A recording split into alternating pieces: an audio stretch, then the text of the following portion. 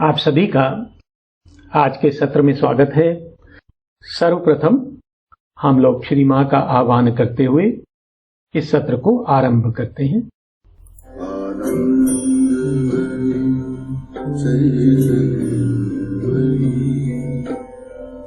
सत्यमयी परमे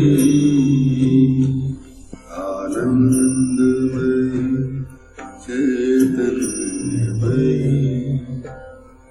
सत्यमयी परमे आनंदमयी चैतन्यमयी सत्यमयी परमे।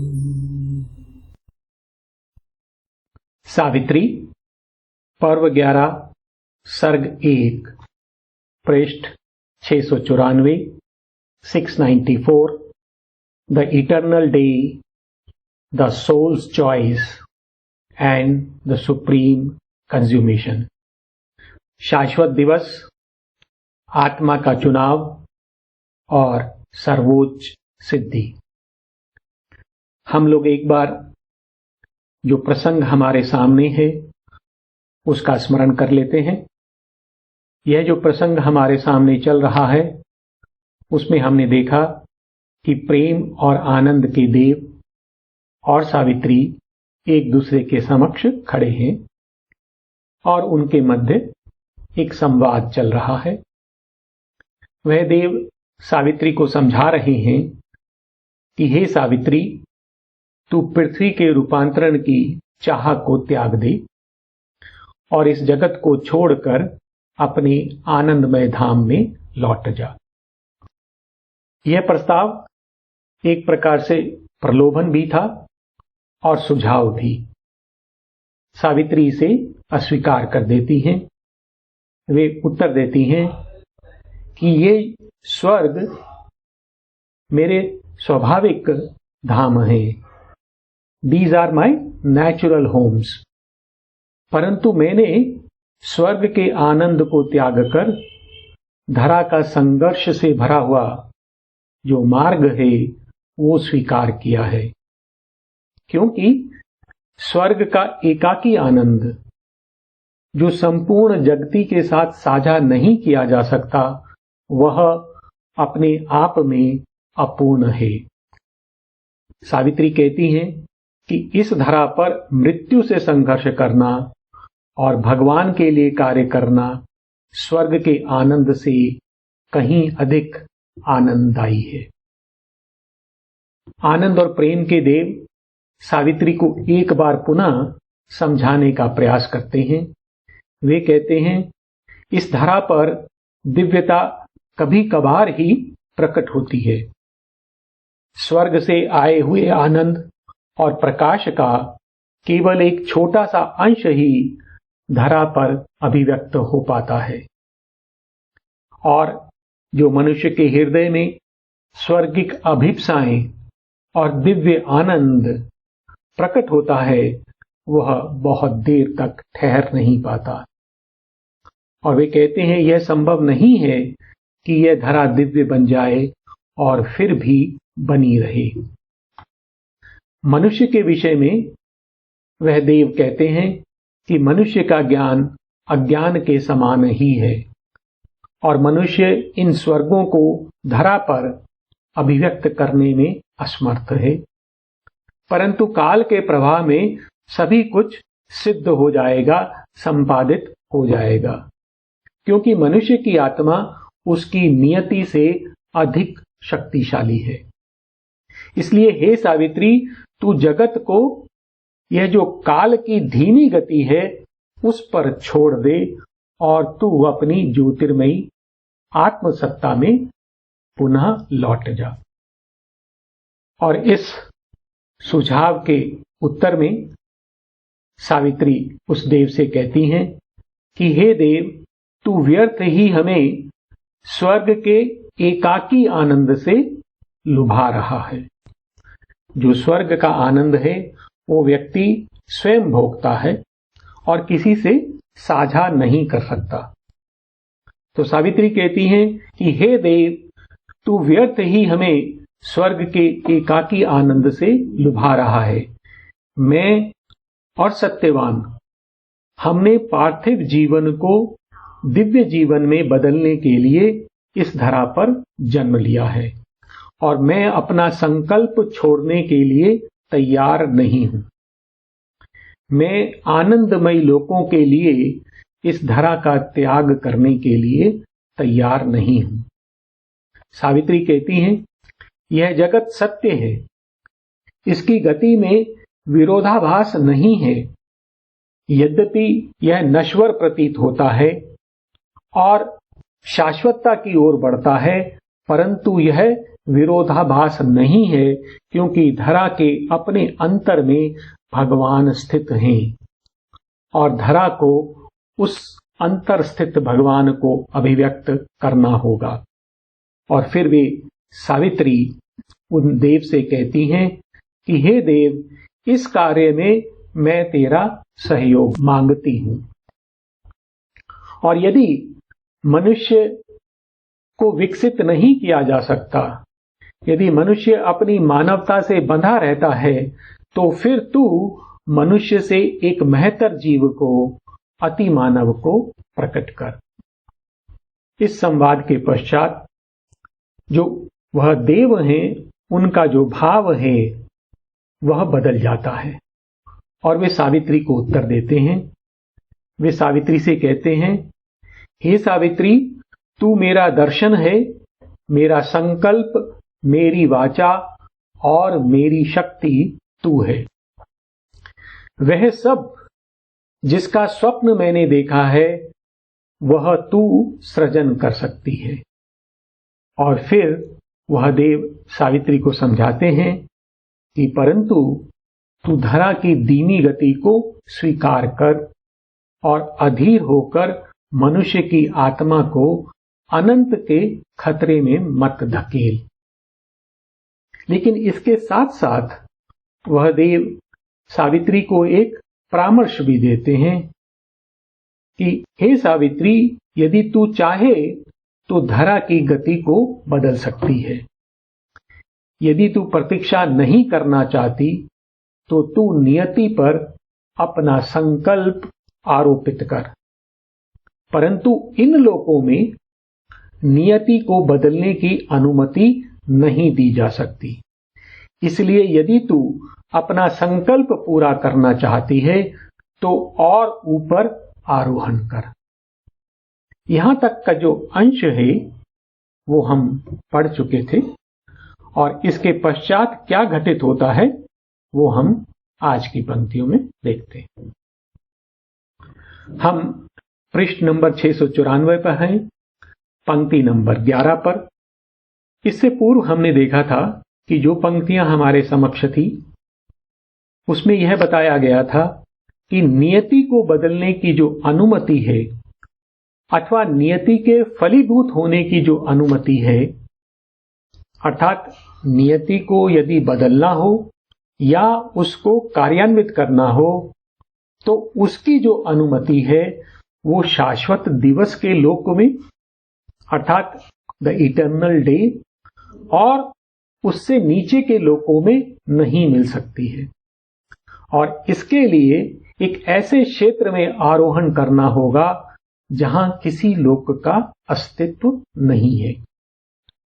अब जो पंक्तियां हमारे समक्ष हैं वे हमें बता रही हैं कि नियति को जड़ जगत में अभिव्यक्त करने के लिए शाश्वत की जो अनुमति है अथवा जो उसकी आज्ञा है वह कहां कहां प्राप्त नहीं हो सकती है। अर्थात वह देव सावित्री से कह रहे हैं कि तुझे इन लोकों को छोड़कर इनसे ऊपर आरोहण करना होगा। But not in the wide air where a greater life uplifts its mystery and its miracle, and not on the luminous peaks of summit mind, or in the hold where subtle matter spirit hides in its light of shimmering secrecies, can there be heard the eternal's firm command, that joins the head of destiny to its base. अर्थात not in the wide air, उस विस्तृत आकाश में नहीं, where a greater life, जहां पर जो महतर प्राण है अपने रहस्य और चमत्कार प्रकट करता है. But not in the wide air where a greater life uplifts its mystery and its miracle. और ना ही उन दीप्तमान शिखरों पर जो सर्वोच्च मन के शिखर हैं, and not on the luminous peaks of summit mind. तो सर्वोच्च मन के दीप्तमान शिखरों पर भी नहीं, और in the hold where subtle matter spirit. Hold का अर्थ है यहां पर कोष्ठागार, एक ऐसा तहखाना जिसमें हम अपनी बहुमूल्य वस्तुएं रखते हैं. और in the hold where subtle matter spirit, और या फिर उस तहखाने में जहां सूक्ष्म जड़ तत्व की आत्मा hides in its light of shimmering secrecy, जो अपने झिलमिलाते हुए रहस्यों के प्रकाश में छिप जाती है, वहां पर can there be heard the eternal's firm command, वहां पर जो शाश्वत की अटल आज्ञा है जो बदली नहीं जा सकती, वह नहीं सुनाई देती. That joins the head of destiny to its base, जो नियति के शीर्ष को उसके आधार से जोड़ती है, अर्थात जो नियति को इस धरा पर अभिव्यक्त करती है. But not in the wide air where a greater life uplifts its mystery and its miracle, and not on the luminous peaks of summit mind, or in the hold where subtle matter spirit hides in its light of shimmering secrecies, can there be heard the eternal's firm command that joins the head of destinies to its base. फिर वह देव सावित्री को बताते हैं कि यह जो चेतना के अनेक लोक हैं, वो यह जो वर्ड स्टेयर है, यह जो जगत का लोकों का जो सपान है, उसके ये पायदान मात्र हैं. These only are the mediating links. तो ये जो अनेक अनेक लोक हैं, वो जो चेतना के ऊपर उठता हुआ सोपान है, उसके चरणों को जोड़ने वाली ये कड़ियां मात्र हैं. तो यह जो सोपान है, जो हमें जड़ जगत से आत्म जगत तक ले जाने वाली है, उसके ये सोपान मात्र हैं. These only are the mediating links, not theirs is the originating sight. और उनकी जो दृष्टि है वो आधी दृष्टि नहीं है, वह दृष्टि जिससे सृष्टि प्रकट होती है. वो इस सृष्टि की रचना नहीं करती है. Not theirs is the originating sight, अर्थात वो माध्यम है, वो इस जगत के नियंता नहीं है. Nor the fulfilling act or last support that bears perpetually the cosmic pile. और यह जो सृष्टि का सोपान है, उसको काल में निरंतर धारण करने के लिए ना ही वे अंतिम कर्म है और ना ही वह अंतिम सहारा है. अर्थात यह जो सृष्टि का सोपान है, उसको यह धारण नहीं करते, सपोर्ट नहीं करते. तो उनको कौन सपोर्ट करता है? उनको स्वयं भगवान सपोर्ट करता है. These only are the mediating links, not theirs is the originating sight. nor the fulfilling act or last support that bears perpetually the cosmic pile। अर्थात यह जो जगती है, जो सृष्टि है, इसका जो सूत्र है, इसका जो ओरिजिन है, वह कहीं और है। फिर वे देव सावित्री से कहते हैं कि यह जो सोपान है, इसके जो दो छोर हैं, उस पर दो तत्व स्थित हैं। वो कौन से दो तत्व हैं? एक आत्म तत्व है, एक जड़ तत्व है, जो काल के दो छोरों पर अर्थात आरंभ और अंत में स्थित हैं और वह भागवत संकल्प के लिए कार्य करते हैं। Two are the powers that hold the ends of time। तो दो शक्तियां हैं जो काल के दो छोरों को अर्थात आरंभ और अंत को थामे हुए हैं। अर्थात ये सृष्टि जहां से आरंभ हुई है और जहां जा रही है, उसके जो दो छोर हैं, उस पर कौन स्थित है? उस पर आत्म तत्व और जड़ तत्व स्थित है। Two are the powers that hold the ends of time, spirit foresees। और वह जो आत्म तत्व है, वह जो परम आत्मा है, वह भविष्य दृष्टा है। किस ओर जाना है, उसका दर्शन वह करती है। Spirit forces, matter unfolds its thought. और जो जड़ तत्व है, उस आत्मा के दर्शन को अभिव्यक्त करता है। अर्थात जो आत्मा देखती है, उसे जड़ तत्व प्रकट करता है। Spirit forces, matter unfolds its thought, the dumb executor of God's decree, omitting no iota and no dot। और यह पदार्थ कैसा है? भागवत संकल्प का मूक कार्यपालक है, अर्थात बिना प्रश्न किए वह उसका अनुसरण करता है। The dumb executor of God's decrees, omitting no iota and no dot।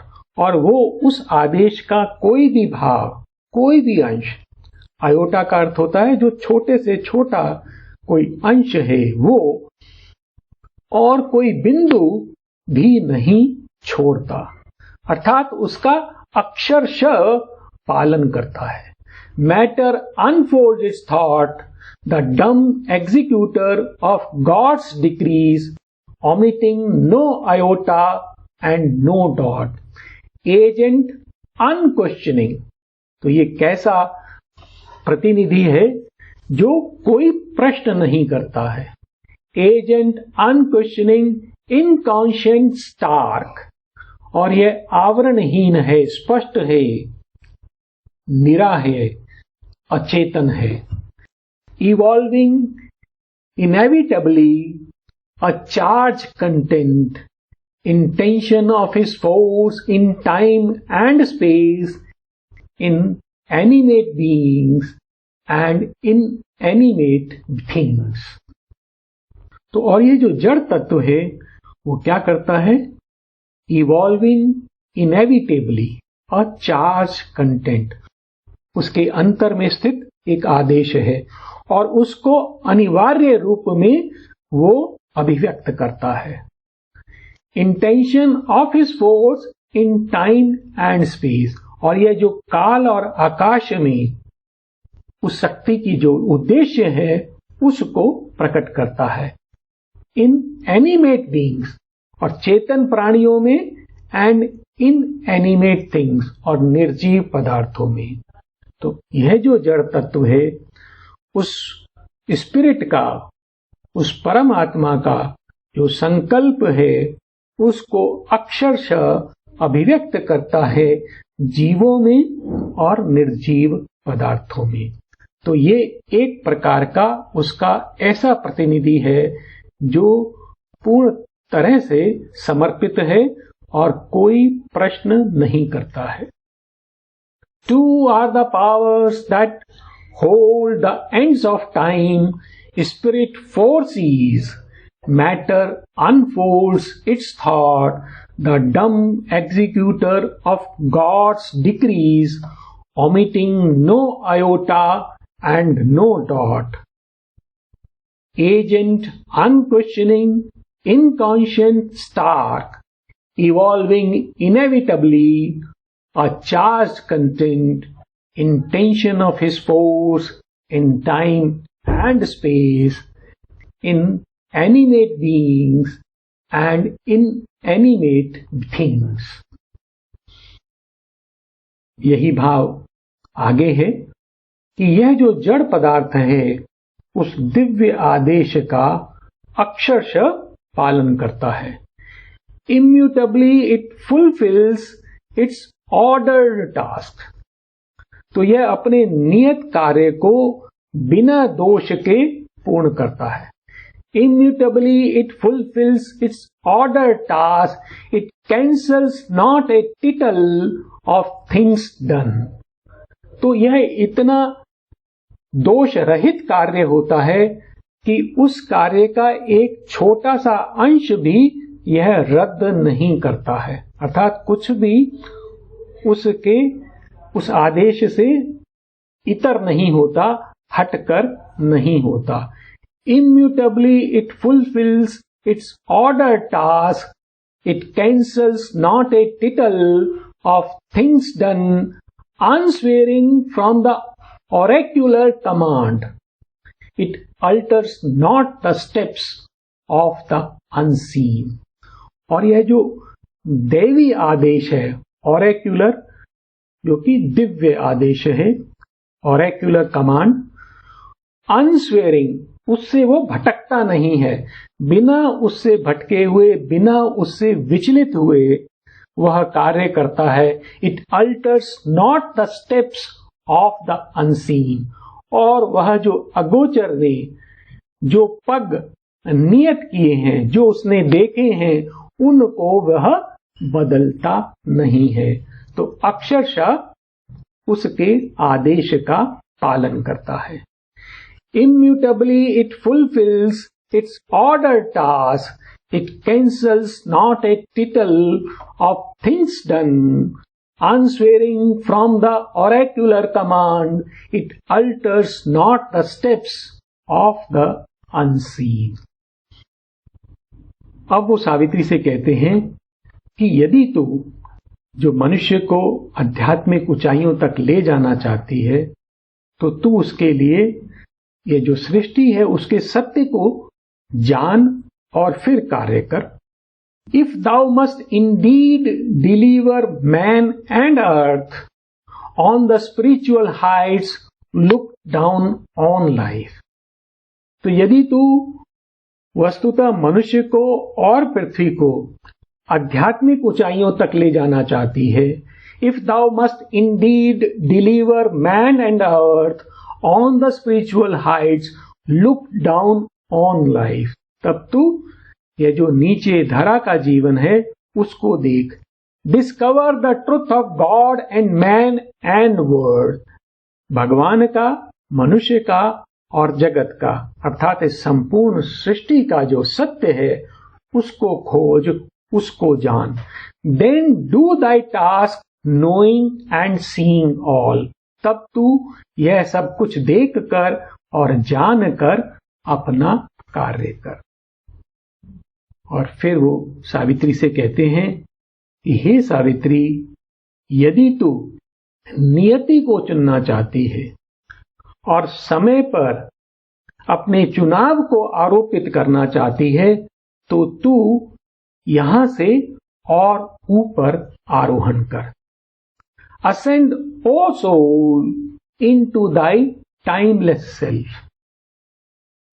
तो कहते हैं कि हे सावित्री, तू अपनी कालातीत सत्ता में आरोहण कर. तो जिस प्रकार से इस जगत के परे एक कालातीत और आकाशातीत, आकाश से परे, स्पेस और टाइम से परे परात्पर का लोक है, उसी प्रकार से सावित्री का भी एक कालातीत सत्ता है जो इस सृष्टि से परे है, उससे बंधी हुई नहीं है। Ascend O soul into thy timeless self. हे सावित्री, तू अपनी कालातीत सत्ता में आरोहण कर। Choose destiny's curve and stamp thy will on time. और यदि तू इस जगत के मार्ग को बदलना चाहती है, तू नियति को बदलना चाहती है, तू नियति के दूसरे मार्ग को चुनना चाहती है और तू इस काल पर अपने संकल्प को आरोपित करना चाहती है, तो तू उस सत्ता में आरोहण कर। Ascend O soul into thy timeless self, choose destiny's curve and stamp thy will on time. अब हम देखेंगे कि आगे की जो कुछ पंक्तियां हैं उसमें यह जो देव सावित्री का मार्गदर्शन कर रहे थे, यह आनंद और प्रेम के देव, यह भी ओझल हो जाते हैं, अंतर्ध्यान हो जाते हैं और एक ऐसा लोक प्रकट होता है जो कि काल और आकाश से परे है, बियॉन्ड टाइम एंड स्पेस। तो अभी तक का जो रचना है वो काल में है और स्पेस में है, टाइम और स्पेस में है। अब उससे एक और स्तर पर ऊपर जा रहे हैं। तो यह जो देव हैं अब मौन हो जाते हैं। He ended, and upon the falling sound, a power went forth that shook the founded spheres and loosed the stakes that hold the tents of form. तो अब यह देव शांत हो जाते हैं और उनकी जो शांत होती हुई वाणी है, and upon the falling sound, a power went forth, एक शक्ति आगे बढ़ती है। और वह शक्ति क्या करती है? A power went forth that shook the founded sphere. तो यह जो शक्ति आगे बढ़ती है ऐसे लोगों को जो स्थापित हैं, अर्थात जो दृढ़ हैं, जो रचे गए हैं, उनको ये झकझोर देती है। A power went forth that shook the founded spheres and loosed the stakes that hold the tents of form. Stakes होते हैं ऐसे जो कि कील टाइप होती हैं, जो कि टेंट को या किसी चीज को रोकने के लिए जमीन में गाड़े जाते हैं। तो इस शक्ति ने वो जो पेग्स थे, वो जो खूंटे थे, वो हटा दिए, उनको ढीला कर दिया। और वो खूंटे किसके थे? टेंट्स ऑफ फॉर्म, वो जो रूपों का जो तंबू था उसके खूंटे ढीले कर दिए। अर्थात वो जो आवरण था, जो है जो जगत ने जो रूप लिया हुआ है, उस रूप को उन्होंने ढीला कर दिया, हल्का कर दिया। अर्थात अब हम एक ऐसे क्षेत्र में प्रवेश कर रहे हैं जहां पर आकार नहीं है। He ended, and upon the falling sound, a power went forth that shook the founded spheres and loosed the stakes that hold the tents of form. Absolved from vision's grip and the folds of thought, wrapped from her sense like disappearing scenes, in the stupendous theatre of space, the heaven worlds vanished in spiritual light. Absolved from vision's grip, यह जो स्वर्ग हैं, यह जो लोक हैं, absolve from visions grip, ये दृष्टि की पकड़ से छूट गए। And the folds of thought, और विचारों की परतों से भी यह मुक्त हो गए। Rapt from her sense like disappearing seas, और वो जो सावित्री के बोध से ऊपर उठ गए और दृश्यों के समान ओझल हो गए। absolved from vision's grip and the folds of thought, wrapped from her sense like disappearing scenes in the stupendous theater of space. तो यह जो विशाल रंगमंच है आकाश का, the heaven worlds vanished in spiritual light. तो वहां पर अब एक आध्यात्मिक प्रकाश है और यह जो स्वर्गिक लोक हैं उसमें लुप्त हो जाते हैं, ओझल हो जाते हैं। अर्थात अब रूप और आकार समाप्त हो गया है और यह जो लोक हैं, जो रूप और रूप पर आधारित हैं, यह ओझल हो जाते हैं और वहां पर अब क्या है, एक आध्यात्मिक प्रकाश है। Absolved from vision's grip and the folds of thought, wrapped from her sense like disappearing scenes in the stupendous theater of space, the heaven worlds vanished in spiritual light. और उस आध्यात्मिक प्रकाश में क्या दिखाई देता है? A movement was abroad, a cry, a word. तो वहां पर एक स्पंदन है, एक पुकार है, एक शब्द है। A movement was abroad, a cry, a word, beginningless in its vast discovery. तो यह जो स्पंदन है, यह कोई खोज कर रहा है। यह वो शाश्वत विचार है जिससे इस सृष्टि की रचना हुई है। Beginningless in its vast discovery. तो यह जो स्पंदन है, यह जो शाश्वत विचार है, यह अपनी खोज में आरंभहीन है। मूवमेंटलेस इन इट्स अनथिंकेबल रिटर्न। और अपनी जो वापसी है, अकल्पनीय वापसी, उसमें यह क्षणहीन है। अर्थात यह समय से परे है। तो वो जो इस जगत की रचना करता है, वो स्पंदन, वो कैसा है? वो कालातीत है, वो समय के पार से आता है। A movement was abroad, a cry, a word, beginningless in its vast discovery, movementless in its unthinkable return. और यह जो विचार है वहां स्पंदित होता है। कैसे? Coiled in calm seas she heard the eternal thought.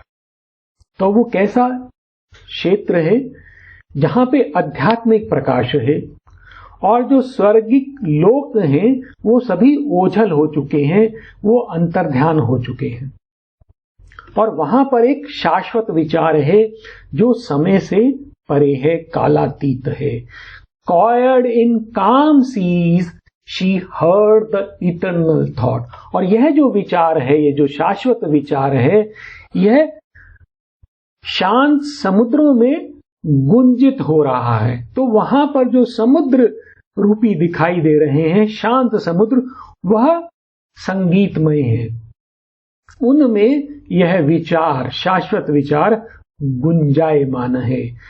Caught in calm seas, she heard the eternal thought, rhythming itself abroad unutterably. और वो स्पंदन कर रहा है, rhythming itself abroad unutterably. और उसकी व्याख्या नहीं की जा सकती, unutterably. In spaceless orbits and on timeless roads. और वो कहां पर बढ़ रहा है? वो अंतरिक्षहीन कक्षाओं में। तो वहां पर स्पेस नहीं है, तो हम उसका व्याख्या तो कर नहीं सकते हैं, परंतु एक रूपक दिया है। इन स्पेसलेस ऑर्बिट्स, ऐसे जो अंतरिक्षहीन ही कक्षाएं हैं, एंड ऑन टाइमलेस रोड्स, और कालातीत पथों पर। तो ऐसे मार्गों पर वो चल रहा है, रिदमिंग, और वह लयबद्ध बढ़ रहा है। Caught in calm seas, she heard the eternal thought, writhing itself abroad unutterably in spaceless orbits and on timeless roads. In an ineffable world she lived fulfilled. और वह जो लोक है अनिर्वचनीय है, अर्थात उसकी व्याख्या नहीं की जा सकती, उसको शब्दों में नहीं बांधा जा सकता. इन एन इनअफेबल वर्ल्ड, और वह आध्यात्मिक प्रकाश है वहां पर, और उस लोक में शी लिव्ड फुलफिल्ड, और सावित्री आत्मसंतुष्ट है वहां पर. In an ineffable world she lived fulfilled. और अब सावित्री के विषय में बता रहे हैं. An energy of the triune infinite in a measureless reality she dwelled. और सावित्री कैसी है वहां पे? एक त्रिरूपी अनंत है, और वो त्रिरूपी कौन सा है? सत्य चित्त आनंद. और यह सावित्री उसकी शक्ति है, तो वो परमेश्वरी है. An energy of the triune infinite in a measureless reality she dwelled. और वो कहाँ निवास कर रही हैं? एक ऐसी वास्तविकता में जो अंतहीन है, जिसको मापा नहीं जा सकता. क्यों? क्योंकि वो काल और आकाश से परे है. An energy of the triune infinite in a measureless reality she dwelt, a rapture and a being and a force. वो क्या है? एक आनंद है, एक सत्ता है, और एक शक्ति है.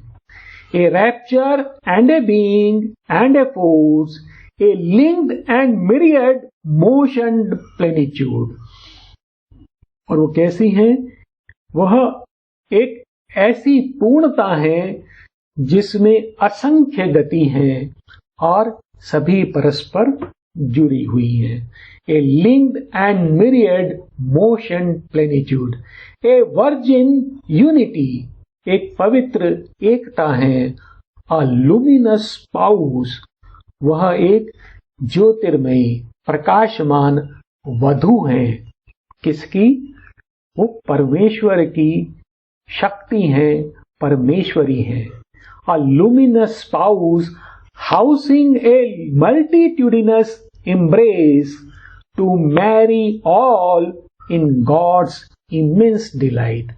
और वो कैसा आलिंगन धारण किए हुए हैं? एक बहुविध आलिंगन, जिसके बहुत सारे आयाम है. Multitudinous embrace to marry all, तो एक ऐसा आलिंगन जिसमें सभी को समाया जा सकता है और भगवान के असीम आनंद में लिया जा सकता है. A luminous spouse housing a multitudinous embrace to marry all in God's immense delight. तो ये उनकी स्थिति है. वह संपूर्ण जगती को भगवान के आनंद में ले सकती हैं. Bearing the eternity of every spirit, वो प्रत्येक आत्मा की, प्रत्येक जीव की जो अनंतता है उसको धारण कर रही हैं. Bearing the burden of universal love, और वो वैश्विक प्रेम का भार भी वहन कर रही हैं.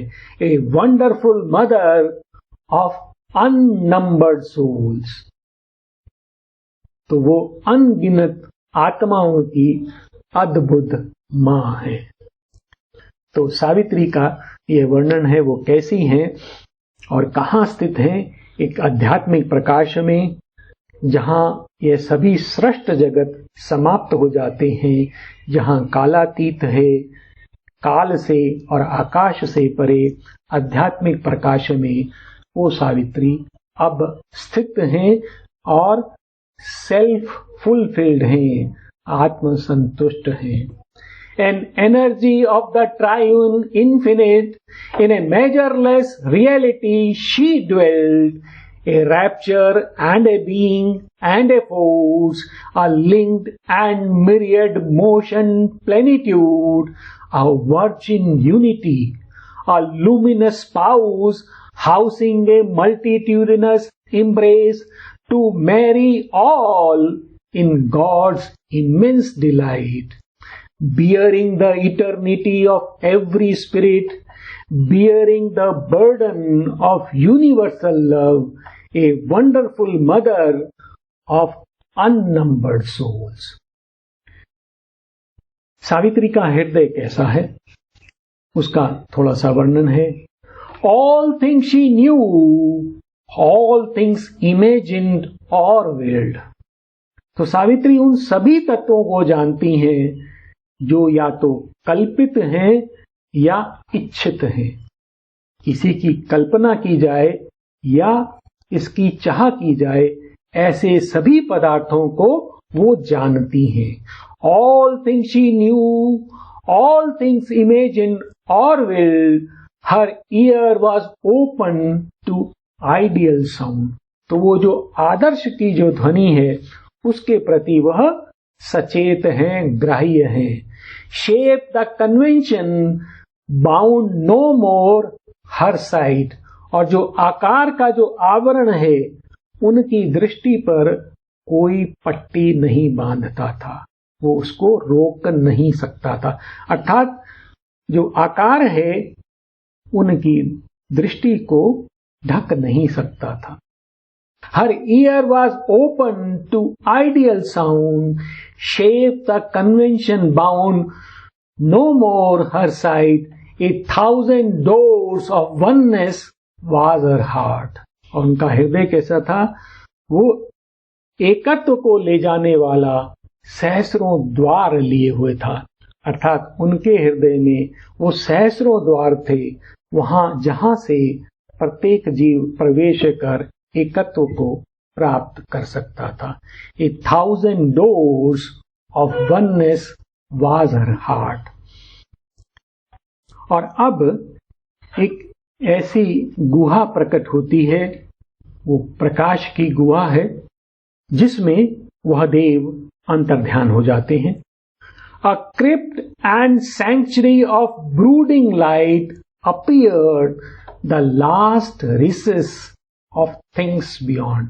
तो अब एक ऐसी गुहा या शरणगाह, एक crypt and sanctuary of brooding light, तो वहां जो ध्यानस्थ प्रकाश है उसकी एक गुहा प्रकट होती है.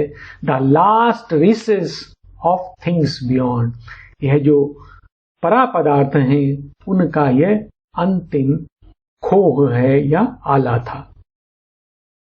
Then in its rounds the enormous fiat passed, और वह जो विशाल और घोर आदेश है जिससे इस सृष्टि का आरंभ होता है, जो परिक्रमा में है, वह अब रुक जाता है, थम जाता है. Then in its rounds the enormous fiat passed, silence gave back to the unknowable all it had given. तो ये जो संपूर्ण सृष्टि है कहां से प्रकट हुई थी, उस अज्ञेय से प्रकट हुई थी. और अब शांति वह सब जो अज्ञेय से प्रकट हुआ था उसको लौटा देती है. Then in the rounds of the enormous fiat past, silence gave back to the unknowable all it had given. Still was her listening thought. और सावित्री अभी भी सचेत थी. तो जो संपूर्ण सृष्टि है वो अब अज्ञेय में समाहित हो गई है, लौट गई है, और सावित्री वहां पर स्थित हैं, सचेत हैं. Still was her listening thought. The form of things had ceased within her soul. तो जो द्रव्यों का जो रूप था वो अब समाप्त हो जाता है. तो ये जो संपूर्ण सृष्ट जगत है वो अंतर्ध्यान हो जाता है. the form of thing had ceased within her soul, invisible that perfect Godhead now. और वह जो परिपूर्ण देव था, जो आनंद का और प्रेम का देव था, वो भी अंतर्ध्यान हो जाता है, ओझल हो जाता है। अब जब वह देव अंतर्ध्यान हो गया है तो सावित्री को चारों ओर से एक अद्भुत आत्मा ने घेरा हुआ है और यह जो आत्मा है सावित्री से चुनाव करने के लिए कहती है। Around her some tremendous spirit lived, mysterious flame around a melting pearl. तो अभी सावित्री के चारों ओर एक अद्भुत और जीवंत आत्मा थी। Around her some tremendous spirit lived, mysterious flame. और वो कैसी थी? जैसे एक रहस्यमयी ज्वाला हो। अराउंड अ मेल्टिंग पर्ल, और वो एक पिघलते हुए मोती के चारों ओर थी। अर्थात सावित्री कैसी थी? एक पिघलते हुए मोती के समान थी। Around her some tremendous spirit lived, mysterious flame around a melting pearl, and in the phantom of abolished space. और वह जो अंतरिक्ष है, वहां पर आकाश है, वो समाप्त हो चुका है। अब क्या शेष है? उसकी छाया मात्र शेष है। And in the phantom of abolished space, there was a voice unheard by ears that cried. और तब एक ऐसी वाणी प्रकट होती है जो अभी तक कानों द्वारा नहीं सुनी गई है।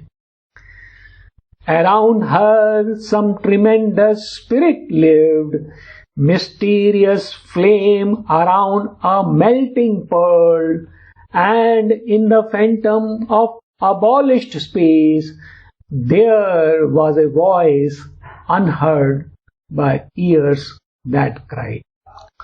और वह वाणी सावित्री से क्या कहती है? Choose spirit, thy supreme choice not given again. तो यह जो आत्मा सावित्री के चारों ओर है, वो सावित्री से कहती है कि हे सावित्री, तू अपना सर्वोच्च विकल्प चुन और यह अवसर दोबारा नहीं आएगा। सावित्री अपने सर्वोच्च स्तर पर खड़ी है और वह जो परम सत्ता है वह उनको एक चुनाव दे रही है। वह चुनाव किसका है? आगे की पंक्तियों में आएगा। एक परम शांति का चुनाव है और उसके लिए वह उससे पूछ रही हैं कि अभी तेरे पास वह अवसर है, यह अवसर तुझे दोबारा नहीं मिलेगा। Choose spirit, thy supreme choice not given again, for now from my highest being looks at thee, the nameless formless peace where all things rest. क्योंकि अब जो मेरी सर्वोच्च सत्ता है, जहां सब कुछ विश्राम करता है, वहां से एक ऐसी शांति जो अनामी है, नेमलेस, फॉर्मलेस, जो रूप रहित है, ऐसी शांति तुझे देख रही है और बुला रही है। Choose spirit, thy supreme choice not given again, for now from my highest being looks at thee, the nameless formless peace where all things rest.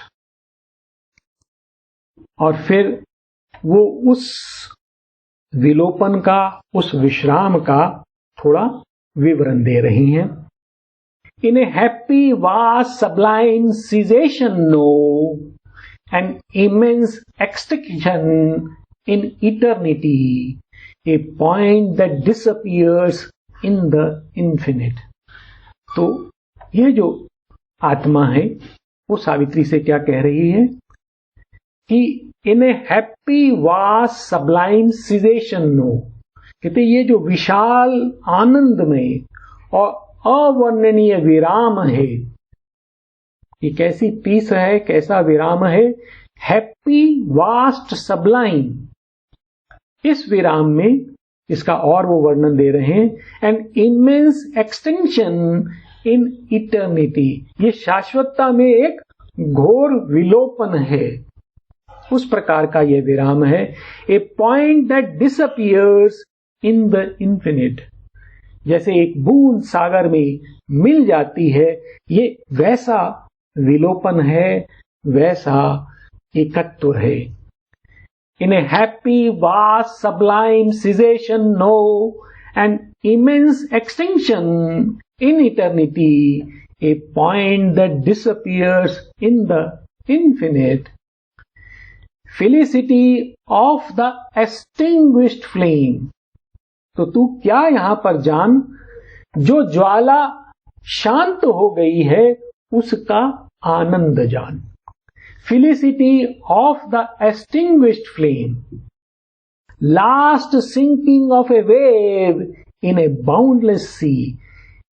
असीम समुद्र में एक लहर का अंतिम विलोपन।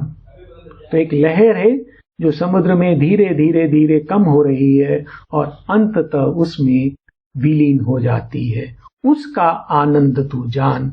And of the trouble of thy wandering thoughts, और तेरे ये जो भटकते हुए विचार हैं, जो तू इस धरा को बदलने की चाह कर रही है, उन विचारों के कष्ट का अंत जान। Close of the journeying of thy pilgrim soul, और यहां पर तेरी ये जो तीर्थ यात्री रूपी आत्मा है, उसकी यात्रा यहां समाप्त हो जाती है, तू उसको जान। In a happy, vast, sublime cessation, no, an immense extinction in eternity, a point that disappears in the infinite, felicity of the extinguished flame, last sinking of a wave in a boundless sea, end of the trouble of thy wandering thoughts, close of the journey of thy pilgrim soul. Accept, O music, weariness of thy notes. तो हे सावित्री, हे संगीत रूपिणी, तू संगीत के समान है, तू अपने स्वरों की थकान स्वीकार कर। Accept, O music, weariness of thy notes, O stream, wide breaking of thy channel banks. और हे सरिता रूपिणी, सरिता के समान, एक नदी के समान, हे सावित्री, तू अपने तटों का बिखरना स्वीकार कर, अर्थात अपनी यात्रा का अंत स्वीकार कर, और तू इस परम शांति को स्वीकार कर। Accept, O music, weariness of thy notes, O stream, wide breaking of thy channel banks. Choose, spirit, thy supreme choice, not given again. तो तू अपना यह सर्वोच्च विकल्प चुन, यह तुझे पुनः नहीं दिया जाएगा। इसके पश्चात हम देखेंगे कि यह जो वाणी है, यह जो परमात्मा है, सावित्री को 3 बार चुनाव के लिए कहती है, और तीनों बार सावित्री उस चुनाव से मना कर देती हैं। वह अपने संकल्प पर अटल रहती हैं। तो हम यहां पर आज का सत्र इसको विराम देंगे और शांति मंत्र का पाठ करते हुए श्री मां को अपना नमन करेंगे।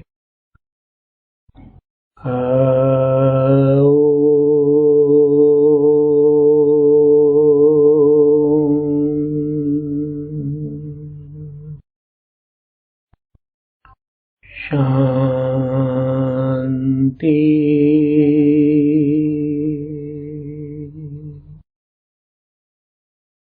शांति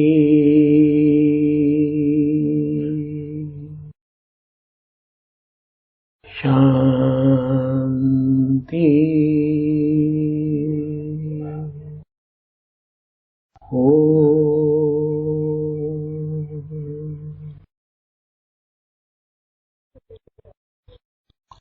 धन्यवाद। नमस्कार।